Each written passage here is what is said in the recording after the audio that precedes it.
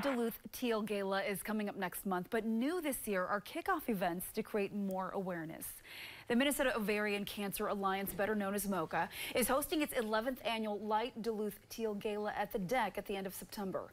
Now, this is video from last year's event, and of course, as the bridge is lit blue there in teal. Now, MOCA is a statewide nonprofit dedicated to funding ovarian cancer research, offering support to women and families and raising awareness. MOCA board member Christine Greer, who's also an ovarian cancer survivor, says symptoms are difficult to detect. There is no early detection test for ovarian cancer, and that is something that we are very passionate about at MOCA. We are raising much needed research funds for an early detection test, better treatments, and one day a cure. The Light Duluth Teal Gala is on September 28th.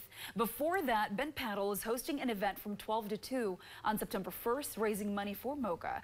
People can purchase raffle tickets for a chance to win a growler and a swag bag from the brewery. Then on September 3rd, Wild State Cider will host an event from 5:30 to 7:30. Proceeds from sales also go to support cancer research.